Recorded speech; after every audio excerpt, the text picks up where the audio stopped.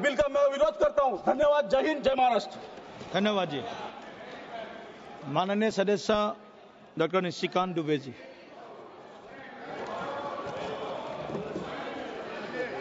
धन्यवाद अध्यक्ष महोदय।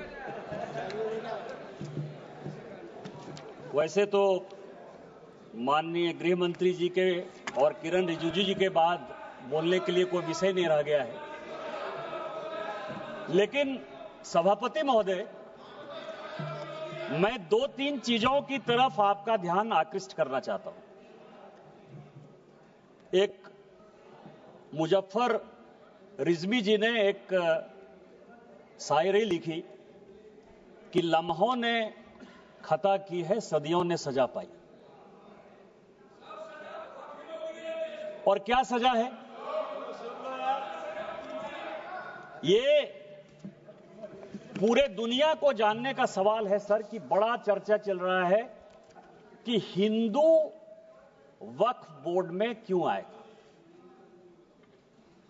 पैगंबर मोहम्मद साहब ने वक्फ करने के लिए कहा, और मैंने सभी लोगों के भाषण सुने हैं। पहला वक्फ मोहम्मद साहब को जिसने किया वो ज्यूस था, वो यहूदी था चेयरमैन सर, और उसका नाम मुखेरक था। उसने अपने 7 बगीचे मदीना में मोहम्मद साहब को गिफ्ट किए। वो ऊद के मैदान में मारा गया, और उसके बाद मोहम्मद साहब ने उसकी प्रॉपर्टी को जब्त करके पहला चैरिटेबल वक्फ स्टार्ट किया। यदि मुसलमानों ने पहला वक्फ नहीं किया, यदि मुसलमानों ने, मैं ऑन रिकॉर्ड कर रहा हूं इमरान मसूद, यदि मुसलमानों ने वक्फ स्टार्ट नहीं किया, तो मोहम्मद साहब के सिद्धांत के खिलाफ जाकर आप हिंदुओं को कैसे रोक सकते हो? दूसरा सवाल यह है, यह मैं कोर्ट का आदेश लेकर आया हूं, एमपी वक्फ बोर्ड वर्सेस शुभम शाह, और यह 2007 का ऑर्डर है। जो भोपाल का मॉस्क है, भोपाल का, जिसको शहंशाहे मालवा कहते, शहंशाहे मालवा, ये राजा होलकर ने दान दिया वक्फ। हिंदू दान दे बहुत अच्छा, यहूदी दान दे बहुत अच्छा, लेकिन वक्फ बोर्ड में मुसलमान को छोड़कर कोई दूसरा कैसे हो गया? हिंदू ने दिया, हिंदू ने दिया। मैं उस पे आ रहा हूं। तो मेरा यह कहना है, ये जितने लोगों ने कहा है, उन्होंने पूरे दुनिया को झूठ बोला है। यदि वक्फ जियो ने स्टार्ट किया, यदि वक्फ की संपत्ति हिंदुस्तान में राजा महाराजों ने दी, तो किसी कीमत पर आप उसको, हिंदुओं को क्यों नहीं मेंबर बनाओगे? दूसरा सर, आज इस देश में फैसला हो जाना चाहिए। माननीय गृह मंत्री जी ने जिस चीज को स्टार्ट किया और जो छुलाकर छोड़ दिया, यहां गोरी आए, गजनी आए और बाबर आए, गोरी आए, गजनी आए और बाबर आए, तीनों लुटेरे के तौर पर आए ना? आप मानते हो कि नहीं?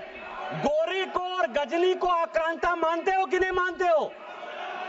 और यदि मानते हो तो हिंदुस्तान में सभापति महोदय, हिंदुस्तान में पहले वक्फ की शुरुआत गोरी ने की। यदि गोरी ने की, गोरी ने हिंदुओं के संपत्ति को लूटा, और उसी में से 2 विलेज, कहां लिखा है? इतिहास है, इतिहास के पन्ने से आप नहीं लड़ सकते हो। यहां हिंदुस्तान में गोरी ने वक्फ की स्टार्ट की, और आज जो है,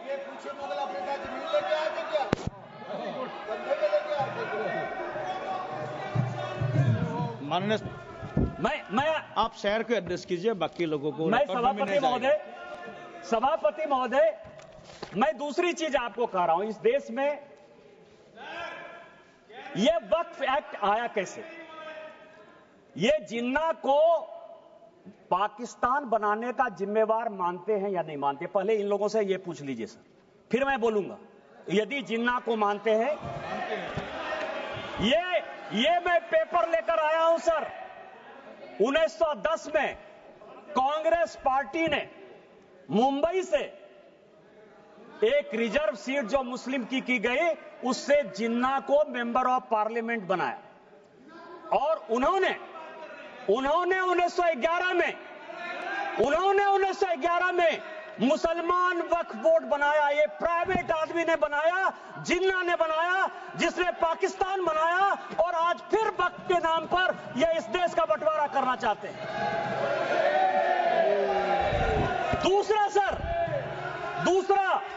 दूसरा आजादी के बाद यहां सभी मेंबर ऑफ पार्लियामेंट बैठे हुए हैं। सभापति महोदय, यहां सभी मेंबर ऑफ पार्लियामेंट बैठे हुए हैं। एक मेंबर ऑफ पार्लियामेंट बताए कि किसी का प्राइवेट मेंबर बिल पास हुआ है? एक मेंबर ऑफ पार्लियामेंट, यहां पार्लियामेंट में 77 से स्वागत बाबू बैठे हुए, एक मेंबर ऑफ पार्लियामेंट बताए कि 77 के बाद से एक भी प्राइवेट मेंबर बिल पास हुआ है? मेरा पास हुआ है, इसलिए मुझे पता है कि मेरा रिजोल्यूशन पास हुआ है। क्या रिजोल्यूशन पास हुआ है? धारा 370 खत्म होना चाहिए, 35 से खत्म होना चाहिए, कश्मीरी पंडितों को अधिकार होना चाहिए। वो इसलिए पास हुआ कि भारतीय जनता पार्टी की आइडियोलॉजी थी। मैं भारतीय जनता पार्टी का सांसद था, सरकार उसको पास कराना चाहती थी, इसलिए पास हो गया। ये जो 1954 का वक्फ एक्ट है, 1952 में सभापति महोदय काजमी साहब लेकर आए। एक प्राइवेट आदमी प्राइवेट बिल लेकर आया, और उसके लिए जब यह बिल पास हो गया तो सेलेक्ट कमेटी बनी, और उस सेलेक्ट कमेटी के जो मेंबर थे, अमजद अली, आप मुसलमानों की बात करते हो, 2 लोगों ने डिसेंट नोट दिया। एक का नाम था मोहनलाल सक्सेना और दूसरे का नाम था अमजद अली। उन दोनों ने कहा, सब कागज लेकर आया हूं, कि अगेंस्ट द कॉन्स्टिट्यूशन है, अगेंस्ट द आर्टिकल 14-15 है, अगेंस्ट द कॉन्स्टिट्यूशन का जो आर्टिकल 25 है उसका वायलेशन है। लेकिन कांग्रेस मुसलमानों के एपीजमेंट की पॉलिटिक्स के कारण इस बिल को पास कराना चाहती थी, और यह प्राइवेट मेंबर बिल के तौर पर एक वक्त बिल आया। क्या आप गैर सरकारी बिल को जो है सरकारी बिल बनाकर इतने दिनों तक मुसलमानों के लिए एक अधिकार की बात करोगे? किस तरह की राजनीति कर रहे हो आप?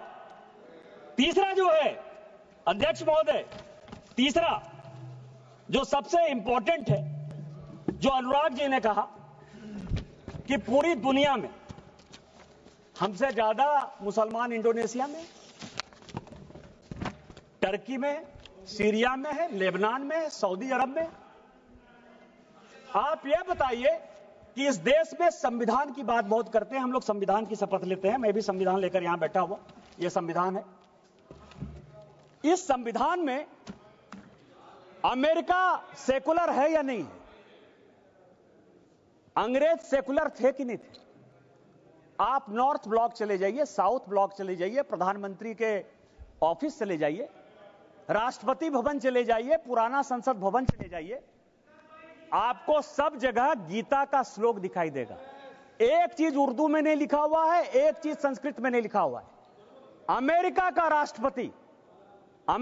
राष्ट्रपति यदि, बस 4-5 मिनट में खत्म करूंगा, अमेरिका का राष्ट्रपति यदि शपथ लेगा तो वो बाइबल पर लेगा।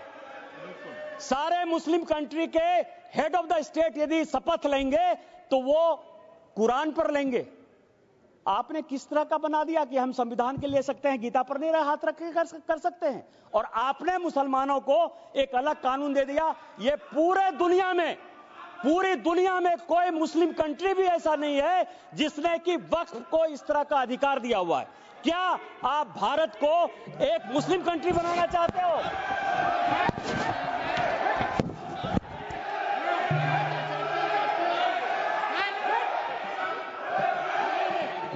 मैं सभापति महोदय इस सदन की जानकारी के लिए 1947 में जब जवाहरलाल नेहरू ने शपथ लिया ना प्रधानमंत्री पद का, तो यह संविधान नहीं था। उन्होंने गीता पर हाथ रखकर जो है शपथ लिया था प्रधानमंत्री का। उनको आप सेकुलर मानते हो कि नहीं मानते हो? मैं भी पूरा पढ़ के आया।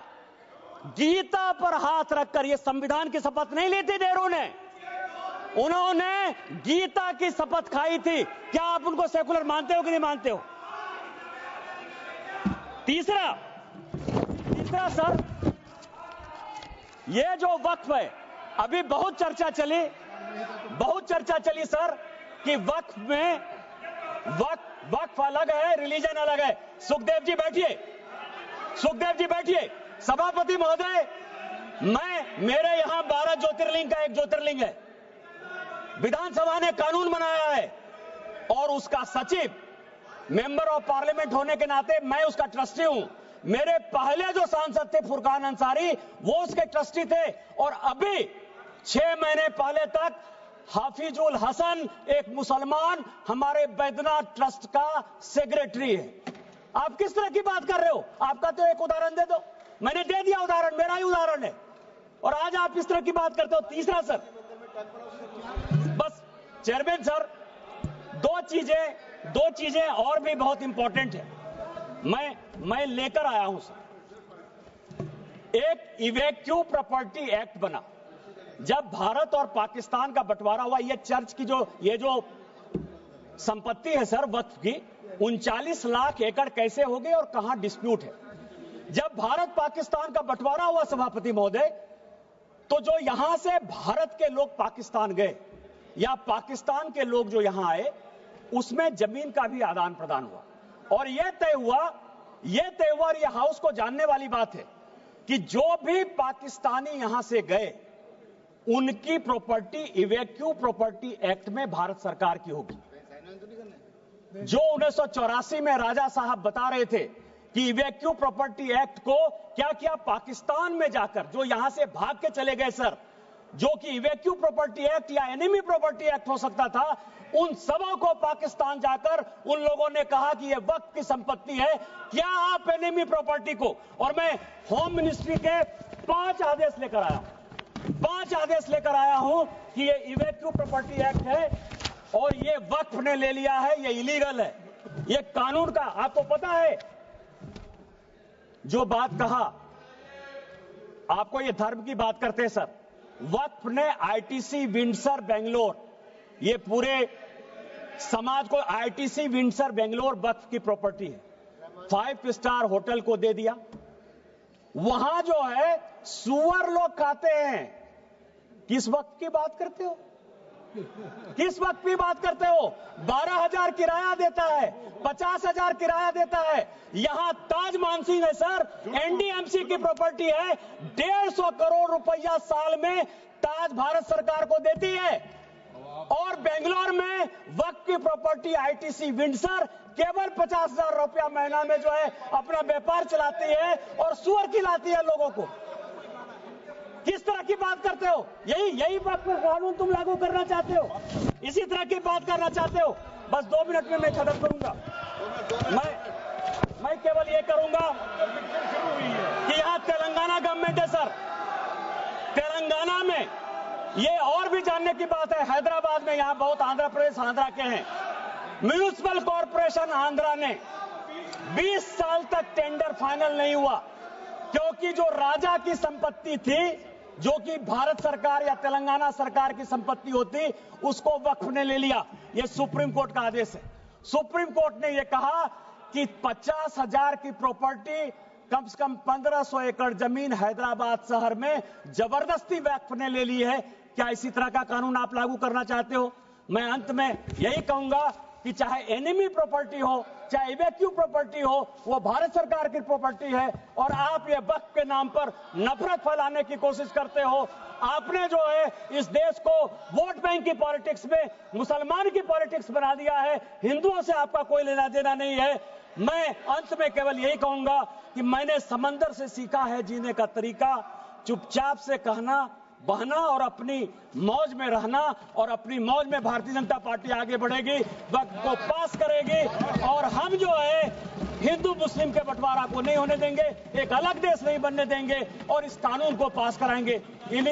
और संविधान का जो आर्टिकल 49 है, जो ये कहता है कि कोई भी प्रॉपर्टी जो भारत सरकार की है, एएसआई की है, उसका रखरखाव भारत सरकार करेगी। हम एएसआई की संपत्ति आपको नहीं लेने देंगे। ये संविधान की रक्षा करेंगे, भारत की रक्षा करेंगे, और माननीय प्रधानमंत्री जी के रहते सबका साथ सबका विकास के मापदंडों पर खरा उतरेंगे। इन्हीं शब्दों के साथ जय हिंद जय भारत। धन्यवाद। माननीय सदस्य आबू ताहिर खान जी।